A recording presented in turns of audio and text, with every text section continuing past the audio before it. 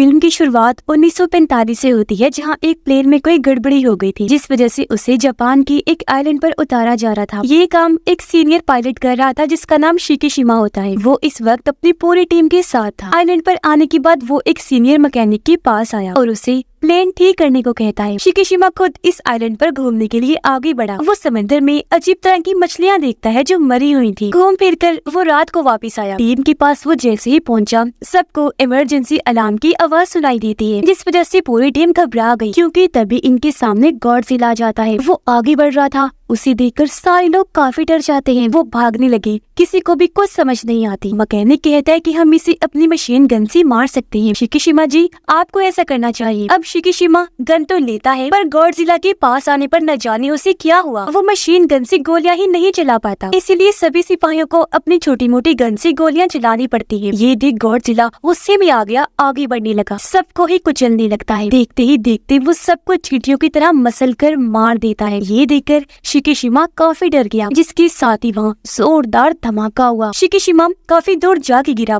वहीं बेहोश हो जाता है और सबको मारने के बाद गॉडजिला जोरों से धाड़ने लगता है। सुबह जाकर शिकीशिमा को होश आई। आगे बढ़ने पर उसने देखा कि मेरी पूरी टीम मारी गई है। हर तरफ उनकी लाशें पड़ी हुई थी। लाशों को मैकेनिक यहाँ एक साथ लाकर रख रहा था, क्योंकि गॉडजिला के हमले में वो किसी तरह बच गया था। शिकीशिमा के वहाँ आने पर मैकेनिक उस पे काफी भड़क गया। कहता है कि इन सब की मौत की जिम्मेदार तुम हो, तुमने गॉडजिला पर वार नहीं किया, इसीलिए सभी मारे गए। जो सुनकर वो काफी दुखी हो गया। कुछ टाइम के बाद शिकीशिमा को बाकी पायलट्स के साथ वापस टोक्यो भेज दिया जाता है। वो जब घर आया तो पता चला कि यहाँ बमबारी की वजह से सब कुछ तहस नहस हो गया है। सारे घर टूट फूट गए, यहाँ तक कि शिकीशिमा का घर भी पूरा बर्बाद हो चुका था। यहाँ उसकी पड़ोसन मिली, कहती है कि तुम बच गई हो। रोती हुई बोली, पर मेरा बेटा मारा गया। शिकीशिमा पूछता है, क्या मेरी मॉम डैड जिंदा है? वो कहती है कि नहीं, यहाँ सभी मारे गए हैं। दुखी होकर आगे बढ़ी, बार बार यही कहती रहती है कि हमारी किस्मत ही खराब है, जिसमें हमारे साथ ये सब हो गया। शिकीशिमा जब आगे बढ़ा तो पुलिस एक औरत के पीछे पड़ी हुई थी। उसने हाथ में बच्चा उठाया हुआ था। औरत जब भाग रही थी तो वो उसके सामने आ गया। तब औरत शिकीशिमा को वो बच्ची पकड़ाकर वहाँ से भाग जाती है। वो जब थोड़ा आगे बढ़ा तो वही औरत उसके पास आई। शिकीशिमा उसे पूछता है कि तुम कौन हो? वो बताती है कि मेरा नाम नोरी है। ये बच्ची मुझे एक जगह पर मिली थी, मैंने इसे ले लिया क्योंकि इसके मॉम डैड भी धमाके में मारे गए। ये सुनकर शिकीशिमा कहता है ठीक है, और बच्ची उसे पकड़ाकर आगे बढ़ने लगा। नोरी भी उसके पीछे पीछे जाने लगी। कहती है कि तुम हमें इस तरह अकेले नहीं छोड़ सकती। रात के वक्त ये लोग शिकीशिमा के घर के पास गए। नोरी बताती है कि मेरा इस दुनिया में कोई नहीं है, और सच बात तो ये है कि इस बच्ची की मॉम ने इसे मेरे हवाले कर दिया था, ये कहकर कि अगर मुझे कुछ भी हुआ तो इसे तुम पाल लेना। जो सुनकर शिकीशिमा काफी खुश हो गया। कहता है कि तुम बहुत अच्छे इंसान हो जो इस छोटी सी बच्ची को पाल रही हो। अगले दिन काम की तलाश में शिकीशिमा आगे बढ़ा। पड़ोसन उससे पूछती है कि वो औरत और बच्ची कौन है? शिकीशिमा जवाब देता है कि मुझे नहीं पता, वो मेरे पीछे आ गई थी। हमारी तरह वो भी बेघर और लाचार है। पड़ोसन फिर पूछती है कि वो बच्ची हर वक्त क्यों रोती रहती है? क्या उसकी मॉम उसे दूध नहीं पिलाती, कोई चीज नहीं खिलाती? शिकीशिमा कहता है कि वो उस औरत नोरी की बच्ची नहीं है। ये सुनकर पड़ोसन को बच्ची पर तरस आ गया। वो उसे दूध पिलाती है। ये उसे शुक्रिया अदा कहते हैं और एक साथ ही रहने लगे। 1 साल तक सब ऐसे ही चलता रहा। एक दिन शिकीशिमा कहता है कि मुझे गवर्नमेंट की एक नौकरी का खत मिला है, जिसमें मैंने समंदर की गहराइयों में मिशन करने जाना है। दरअसल मेरा काम वहाँ बॉम्ब्स को ढूंढकर उन्हें खत्म करना है, जो माइंस खुदाई करके वहाँ लगाए गए हैं। वो दूसरी जंग के दौरान अमेरिका और जापान ने लगवाए थे वहाँ। नोरी कहती है मगर ये काम काफी खतरनाक लग रहा है। शिकीशिमा कहता है कि हाँ है तो खतरनाक, लेकिन इसके बदले हमें बहुत सारा पैसा मिलेगा, जिससे हम जिंदगी में आगे बढ़ सकते हैं, बहुत खुश रहेंगे, जो बच्चे के लिए बहुत जरूरी है। नोरी कहती है मगर मैं तुम्हें मरने नहीं देना चाहती। शिकीशिमा कहता है पर मुझे कुछ नहीं होगा, क्योंकि गवर्नमेंट हमें काफी अच्छी हथियार और कश्तियाँ दे रही है। पर अगले दिन शिकीशिमा जब काम पर गया तो उससे पता चला कि गवर्नमेंट ने इनके साथ बस झूठ बोला है, क्योंकि इन्हें बस आम से हथियार और कश्तियाँ दी जा रही। यहाँ शिकीशिमा की मुलाकात डॉक्टर से भी हुई, जो इस पूरे मिशन के हेड थे। डॉक्टर उसे भी कश्तियों के बारे में सारी बात समझा देता। डॉक्टर के लोग एक माइन बॉम्ब को ढूंढकर उस पर निशाना लगा रही थी। कई बार शूट करते ही, लेकिन उनका निशाना ठीक नहीं लग रहा था, हमेशा चूक जाता था। मगर जब शिकीशिमा निशाना लगाता है तो वो आसानी से ही माइन बॉम्ब को फोड़ देता है, जो देखकर डॉक्टर काफी खुश हो गया। रात को शिकीशिमा को वही सपना आया जिसमें गॉडजिला उसके साथियों को कुचलता हुआ आगे बढ़ने लगता है। ये भयानक सपना देखकर शिकीशिमा चौंक कर उठ जाता है। अपने साथियों की मौत पर काफी दुखी होने लगा। नोरी उसे पानी पिलाती है। शिकीशिमा बताता है कि मुझे ऐसे भयानक सपने आते रहते हैं, उम्मीद करता हूँ कि जल्द मैं ये सब भूल जाऊँ। वो काफी दुखी होने लगा। तब नोरी उसे संभालती है। अब एक आइलैंड पर न्यूक्लियर धमाका हुआ जो अमेरिका ने करवाया होता है। फिर ऐसे वक्त गुजरता गया जहाँ शिकीशिमा अपनी टीम के साथ और भी कई सारे बॉम्ब्स को तबाह कर देता है और हंसी खुशी नोरी और बच्ची के साथ रहने लगता है। ये लोग अपना घर भी बना देते हैं जहाँ शिकीशिमा अपने पूरे टीम को लाया। नोरी सबके लिए खाना बनाती है। सब काफी खुश हुए। उन्होंने तारीफ की। कहती है, भाभी खाना बहुत मजे का बना है। ये सुनकर नोरी कहती है, मैं शिकीशिमा की वाइफ नहीं हूँ। जो सुनकर पूरी टीम काफी चौंक जाती है। तब शिकीशिमा उन्हें बताता है कि धमाके की बात से ही ये मेरे साथ रह रही है क्योंकि इसका मेरी तरह कोई भी नहीं है और ये बच्ची भी हम दोनों की नहीं है। जिस पर टीम कहती है कि आप दोनों को शादी कर लेनी चाहिए। एक दिन नोरी शिकीशिमा को कहती है कि मुझे एक जगह पर नौकरी मिली है, मैं जल्द ही अपने पैरों पर खड़ी हो जाऊंगी और बच्ची को पड़ोसन संभाल लेंगी। मेरी उनसे बात हो गई है। जिस पर शिकीशिमा भी मान जाता है। अब बताया गया कि अमेरिका जगह जगह न्यूक्लियर हमले करवा रहा है जिसका उल्टा असर ये हुआ कि गॉडजिला और ज्यादा बड़ा, खतरनाक और ताकतवर बन गया है और अब वो जापान की तरफ बढ़ रहा था। अब ये टीम जब आगे बढ़ी तो इन्हें वो शिप बर्बाद हुई नजर आई जो 1945 में गॉडजिला के हमले से बर्बाद हुई थी। ये देखकर टीम काफी चौंक गई। वो सोचते हैं कि ये काम भला कौन सा जानवर कर सकता है जो इतना बड़ा था। तब शिकीशिमा बताता है कि ये गॉडजिला ने किया था क्योंकि वहाँ उसे मरी हुई मछलियाँ नजर आ जाती है। वो बताता है कि जब भी गॉडजिला ऊपर आने वाला होता है तब वो नीचे के जानवरों को मार कर ऊपर भेज देता है। ये चीज मैंने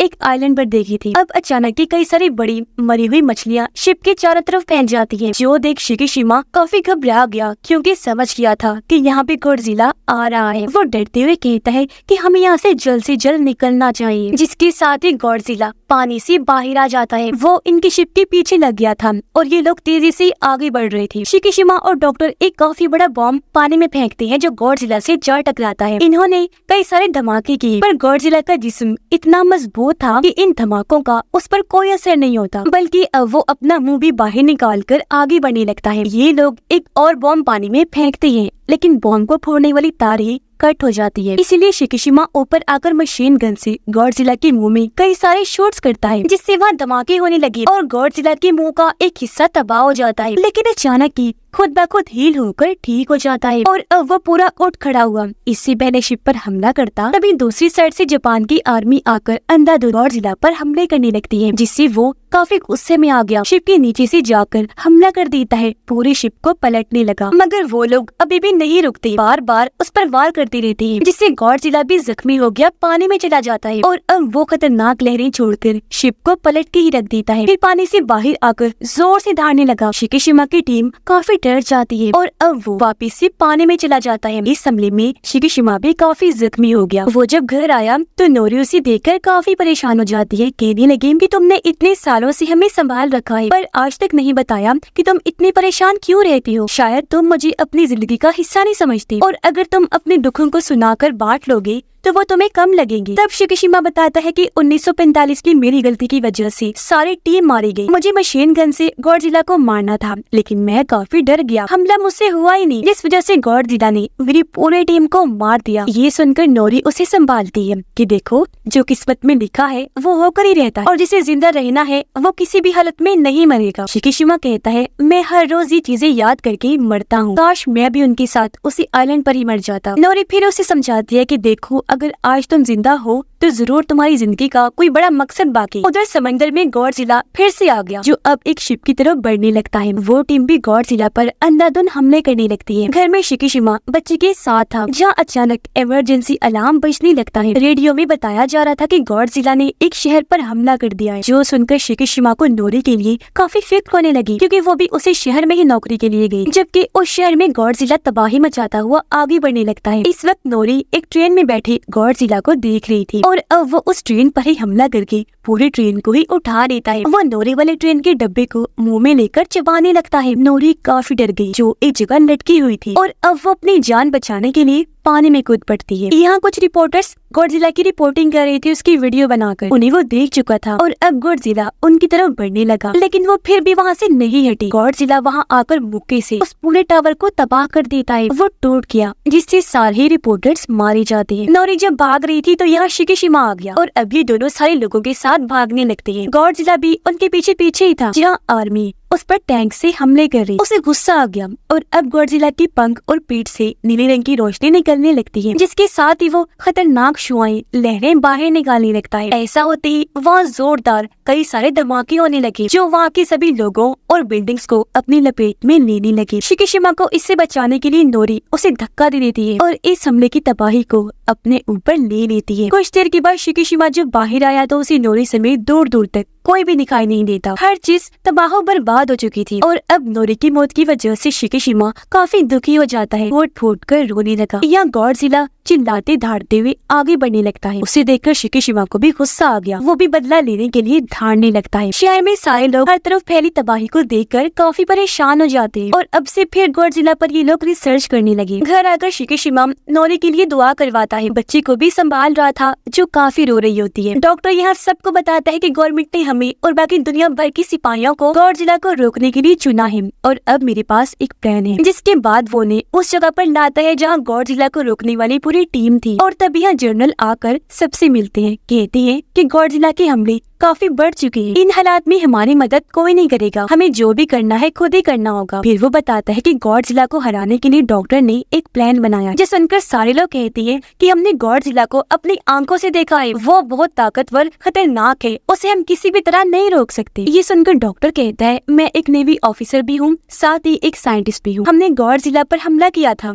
जिसमें हम कामयाब भी हुए थे। हमने उसका आधा चेहरा धमाके से उड़ा दिया था, लेकिन वो दोबारा हील होकर ठीक हो गया था। पर इस बार हमारे पास नया प्लान है। हम शिप्स के जरिए गॉडजिला के जिस्म के अलग अलग हिस्सों पर गैस के सिलेंडर लगा देंगे। फिर उसी की स्पीड से काफी तेजी से उसे समंदर की गहराइयों में फेंक दिया जाएगा। जिस समंदर में हम ये करने वाले हैं वो काफी गहरा है। गहराई में जाने की वजह से प्रेशर उसका जिस्म बर्दाश्त नहीं कर पाएगा, जिससे वो मर सकता है। ये सुनकर एक ऑफिसर पूछता है कि अगर उसे कुछ ना हुआ तो। इस पर डॉक्टर कहता है कि अगर कुछ ना हुआ तो फिर हमारे पास प्लान बी भी है। प्लान बी में गॉडजिला जब पानी की गहराई में होगा तब उसके जिस्म पर लगाए गए सिलेंडर्स पर बैलून्स गुब्बारे खुल जाएंगे, जिससे गॉडजिला जिस स्पीड से नीचे गया था उसी स्पीड से वापस ऊपर आने लगेगा। 2-3 बार बैलून्स के खुलने पर वो प्रेशर बर्दाश्त नहीं कर पाएगा और उसकी मौत हो जाएगी। ये सुनकर एक ऑफिसर पूछता है सर आपको यकीन है कि इन हमलों से गॉडजिला मारा जाएगा? इस पर डॉक्टर कहते हैं कि शायद, लेकिन ये हमें करना ही पड़ेगा क्योंकि इसके अलावा हमारे पास और कोई रास्ता नहीं है। उसका साथ जर्नल भी देते हैं कि गॉडजिला पहले ही काफी कुछ तबाह कर चुका है, अब हमें उसे रोकने के लिए ये जरूर करना चाहिए, जिसके लिए वहाँ के सारे ऑफिसर्स मान जाते हैं। शिकीशिमा अपनी पूरी टीम के पास आया। डॉक्टर उन्हें कहता है कि गॉडजिला को समंदर में सही जगह पर लाने के लिए हमें एक प्लेन को तैयार करना है जो हथियारों से भरा हो और अब मुझे एक बेहतरीन मैकेनिक की जरूरत है जो ऐसा प्लेन तैयार कर दे। ये सुनकर शिकीशिमा कहता है कि ये काम मेरा दोस्त मैकेनिक कर सकता है,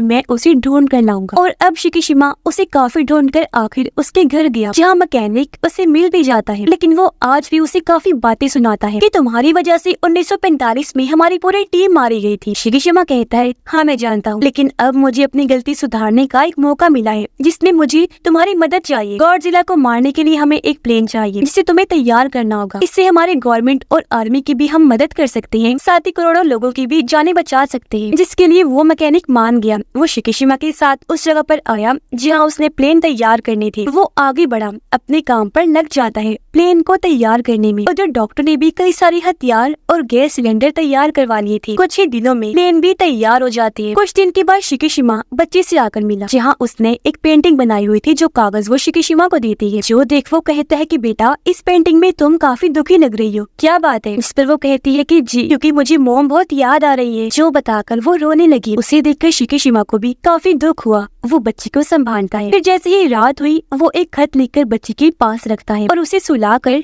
वहाँ से चला जाता है। वो आकर मैकेनिक से मिला जिसने और भी कई सारे प्लेन्स तैयार कर लिए थे। एक प्लेन में शिकीशिमा बैठ गया। तब मैकेनिक उसे बताता है कि मैंने इसमें भी बॉम्ब, हथियार और गैस सिलेंडर लगा दिया है। तुम्हें बस इस प्लेन को और इसके बटन्स को अच्छे से इस्तेमाल करना होगा। 1945 में गॉडजिला ने कुचलकर तुम्हारे सभी साथियों को मार दिया था, पर आज तुम उसे मारकर अपना बदला जरूर लेना। जिस पर शिकीशिमा कहता है कि हाँ, मैं ऐसा करूंगा जरूर। वो फिर बच्चे की बनाई हुई पेंटिंग देखने लगा जो इन तीनों की ही थी, और यहाँ वो बच्चे के साथ साथ नोरी को भी याद करने लगता है। अगले दिन बच्ची पड़ोसन के पास आकर उसे शिकीशिमा का खत देती है, जो असल में पड़ोसन के लिए ही था। खत के साथ कुछ पैसे थे। खत में लिखा था कि इन पैसों से बच्ची का ख्याल रखना। जो अधिक पड़ोसन समझ गई कि अब शिकीशिमा जिस मिशन पर गया है वहाँ से वापस कभी नहीं आएगा। जबकि उधर सभी शिप्स समंदर में आगे बढ़ने लगती है अपने लोकेशन पर जहाँ इन्हें जाना था। वो पानी में डिवाइसेस की मदद से आवाज पैदा करते हैं गॉडजिला को परेशान करने के लिए। जबकि शिकीशिमा अब अपने प्लेन को लेकर उड़ जाता है। गॉडजिला डिवाइसेस की आवाज से परेशान होकर पानी से निकलकर एक शहर में आ गया था। शिकीशिमा प्लेन को लेकर गॉडजिला के काफी करीब से गुजर जाता है, फिर उसके चारों तरफ घूमकर हमले करने लगता है गॉडजिला को भड़काने के लिए। अब गॉडजिला उसके प्लेन का पीछा करने लगा, इसलिए शिकीशिमा उसे लेकर समंदर में अपनी मेन लोकेशन की तरफ बढ़ने लगा। तब डॉक्टर उन्हें आता हुआ देखकर काफी खुश हो जाता है और वो सभी शिप्स को तैयार होने के लिए कहता है। जबकि शिकीशिमा और गॉडजिला समंदर में लगातार आगे बढ़ रहे थे, और अब जैसे ही शिप्स गॉडजिला के पास आने लगी,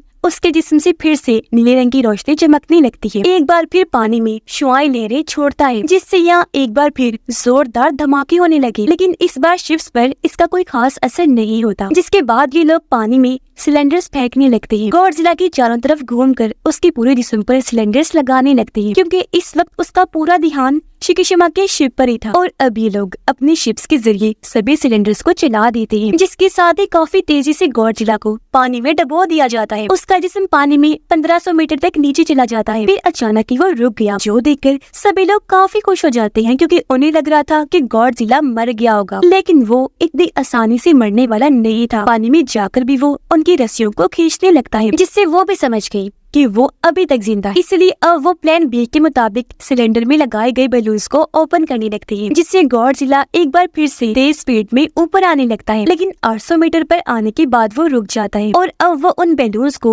एक एक करके तोड़ने लगता है। इसीलिए अब रस्सियों को खींचकर गॉडजिला को ऊपर लाने की कोशिश की जाती है। कुछ ही देर में वो ऊपर आ तो गया, पर उसके जिस्म पर एक भी खरोच नहीं आई होती। वो जोर से दहाड़ने लगा, फिर से शुआओं की लहर बनाने की तैयारी करता है। उसका खतरनाक बड़ा सा मुंह देखकर सब लोग काफी डर जाते हैं। अपनी मौत को सभी लोग अपनी आंखों के सामने देख रहे थे। वो हिम्मत अब हार चुकी थी, लेकिन अभी भी शिकीशिमा प्लेन में बैठकर आगे बढ़ रहा होता है, जहाँ उसे अपने मरे हुए साथियों के साथ ही नोरी की भी याद आने लगती है, और उसे एक बार फिर बदले का ख्याल आया। इसीलिए अपने प्लेन को लेकर वो गॉडजिला के मुंह में ही घुस जाता है। और अब जैसे प्लेन तबाह हुआ, काफी बड़े धमाके के साथ गॉडजिला का पूरा मुंह ही उठ जाता है। ये देखकर डॉक्टर और सारे लोग शिकीशिमा की मौत पर काफी दुखी हो जाते हैं। पर कुछ ही दूरी पर पैराशूट पर उड़ते हुए उन्हें शिकीशिमा नजर आ जाता है, जो देखकर सभी काफी खुश हो जाते हैं कि थैंक गॉड वो अभी जिंदा है। इस सब के बारे में रेडियो के जरिए मैकेनिक को भी पता चल गया था, जो जानकर वो भी काफी खुश हो जाता है। और उसे याद आया कि हाँ,